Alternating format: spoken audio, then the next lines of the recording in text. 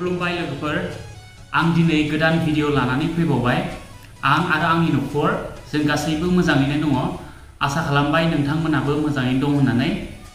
थांनाय जोंनि जि भिडिअमोन बे भिडिअआव जोङो क्रेडिट कार्डआ मानो गाज्रि आरो खायसे मानसिफ्रा क्रेडिट कार्डखौ जिबनाव मानो लानाङा बेखौ जोङो सोलोंदोंमोन दिनैनि जोंनि जि भिडिअ बे भिडिअआव जोङो सोलोंनो मोनगोन क्रेडिट कार्डआ मानो मोजां आरो हायोब्ला एबा जोङो जुदि बाहायनो रोङोब्ला क्रेडिट कार्डखौ मानो लाथारनांगौ दिनैनि बे भिडिअनि गेजेरजों आङो बेखौ फोरमायनो सेस्था खालामगोन आरो लोगोफोर मोनसे खावलायनाय आंनि भिडिअखौ जुदि साबस्क्राइब खालामाखैबा अन्नानै साबस्क्राइब खालाम आरो भिडिअफोरखौ शेयार खालाम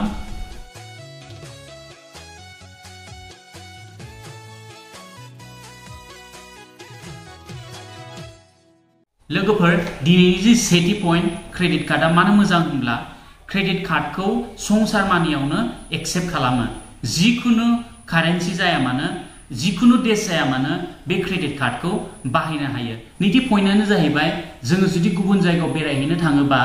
बे बेरायहैनो थांनायाव जोङो फैसा लानानै थांस्लायस्लाय क्रेडिट कार्ड लानानै थांनाया बिराद इजिसिन लोगोफोर आंनि जि नेक्स्ट पइन्ट बे पइन्टफोरखौ आं जोबोद मोजां मोनो बे आंनि फेभरेटथार दा जों नायलांनि मोनफा मोनफा बे मा बियो क्रेडिट कार्डफ्रा गोबां अफार्स आरो डिसकाउन्ट्सफोर होयो डिसकाउन्ट्सआ 5% निफ्राय 10% जि डिसकाउन्ट्सफोर होयो स' 1 लाखनि मालखौ माराबा माने 90,000आवबो मोननो हागौ बा 85,000 फ्रावबो मोननो हागौ स' बे अफार्सफोरखौ बा डिसकाउन्ट्सफोरखौ क्रेडिट कार्डनि गेजेरजों मोननो हायो EMI ऑप्शन फ्लेक्सिपे ऑप्शन आरो नो कस्ट EMI बेबायदि ऑप्शन्सफोरखौ क्रेडिट कार्डआ होयो आरो दानिया एकदमबारे मोजांसिनथार आरो इन्टारेस्टिंआ जाहैबाय नोंथाङा जेसेबां शपिं खालामो बे क्रेडिट कार्डनि गेजेरजों एबा नोंथाङा जेसेबां बाहायो बे क्रेडिट कार्डखौ बे प्रत्येक बाहायनायाव नोंथांमोना पइन्ट्स मोनो आरो बे पइन्ट्सखौ नोंथांमोना कुपन्सफ्राव बेखौ कन्वर्ट खालामनो हायो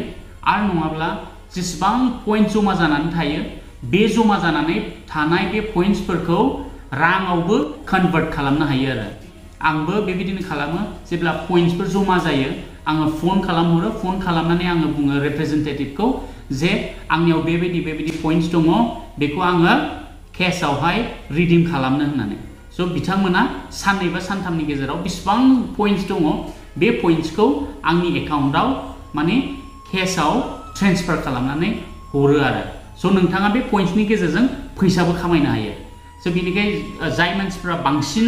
बाजारफोर खालामो एबा सहरफ्राव थायो बिथांमोना बे अपसनखौ बांसिन लानो हायो आरो जेनेबा जों जि गामिफ्राव थायो जोंनावथ' बेबायदि बांद्राय अपसन्सफोर गैया क्रेडिट कार्ड बाहायनायनि नाथाय जायफ्रा एसे टाउनफ्राव थायो बा सिटिसफ्राव थायो बिथांमोननि थाखाय जोबोद मोजांथार आरो स' बे आंनि एकदमबारे फेभरेटथार आरो लोगोफोर क्रेडिट कार्डआ भाउचार्सफोरबो होयो आं दहाय खोन्थादोंमोन माने बे भाउचार्सफ्रा बेबायदि जायो जे आङो बे भाउचार्सनि गेजेरजों थांनानै दखानाव आङो खोन्थाहैनो हायो जे आंनाव 3,000 बा 4,000नि आंनाव भाउचार्स दङ बे भाउचार्सखौ आङो शपिं खालामनो होननानै अब्ला बेयाव किसु नाम्बार्सफोर थायो बे नाम्बार्सफोरखौ बे दखाना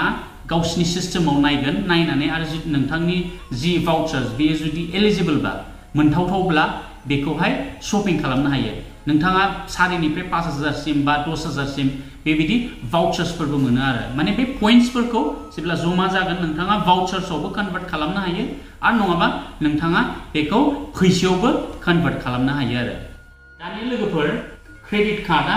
चार्ज बेक अप्शन होयो दा गोदान मानसिफोरनि थाखाय बियो बुजिनो एसे गोब्राब जानो हागौ चार्ज बेक माने मा बेलाय होननानै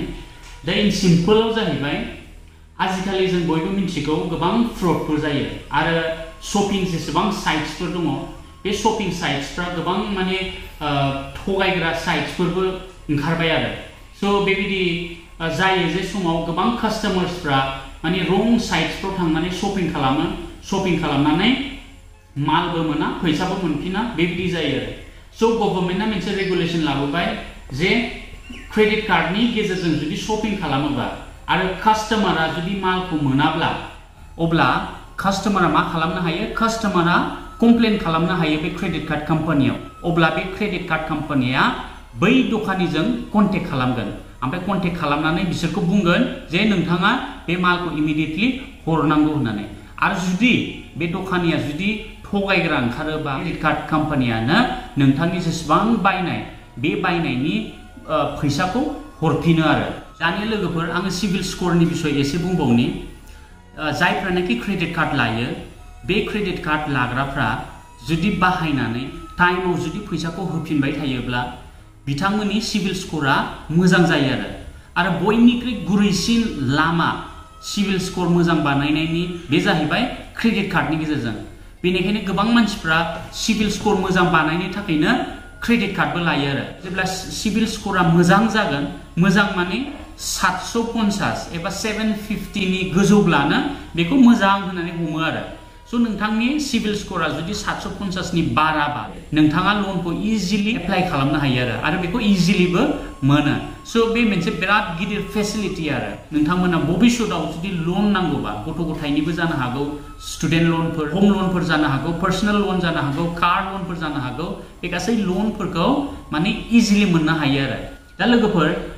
आङो लास्ट पइन्ट बुंनो सानदों, बे जाहैबाय क्रेडिट कार्ड जुदि थायोब्ला इमारजेन्सिफोर जायोब्ला बे इमारजेन्सिफ्राव बे क्रेडिट कार्डआ खामानि फैयो। जोंनियावहाय सब समय फैसा थाबाय थाया आरो माबायदि समस्या फैया बेखौ जों रावबो मिथिया। बेनिखायनो मोनसे सिकिउरिटिनि थाखाय जोङो क्रेडिट कार्डखौ लानानै दोनजायो आरो इमारजेन्सिफोर जायोबा बेखौ बाहायनो हायो। आं सानो क्रेडिट कार्डखौ जुदि मोजाङाव बाहायनो रोङोबा बेयो खुनु नुकसान गैया आरो बेखौ गोबां मोजां खामानिफ्राव जों बाहायनो हायो, गावनि बेनिफिट्सफ्राव जोङो बाहायनो हायो आरो। ओंखायनो नोंथांमोना गिनो गोनां गैया क्रेडिट कार्ड लानो। जुदि डाउट्सफोर दङबा कमेन्ट्सफ्राव लिरनानै होनो हागोन, आङो बिनि फिननायखौ आं होनो सेस्था खालामगोन। माबाफोर बाथ्राफोर मिन्थिनो गोनां दङबा जिखुनाखि आङो बे भिडिअनि गेजेरजों कभार खालामाखै, नोंथांमोना आंनाव सों, आङो नोंथांमोनखौ रिप्लाइ हरनो सेस्था खालामगोन। लोगोफोर जि क्रेडिट कार्डनि बिसयजों सावरायनो गोनां दंमोन बिसेयावनो आं दोनथ'नो सानबाय। नोंथांमोना बेसेन गोसा समखौ आंनो होबाय आरो बे समसिम नोंथांमोना बे भिडिअखौ नायबोबाय, बिनि थाखाय आं नोंथांमोन साफ्रोमखौबो आं हामबाय होनो आरो मिजिंबाय जे आंनि फैगौ जि भिडिअ बे भिडिअआव जों आरोबाव नुफिनबावगोन होननानै। स' बयखौबो आं हामबाय होननानै दिनैनि भिडिअखौ आङो दोनथ'बाय।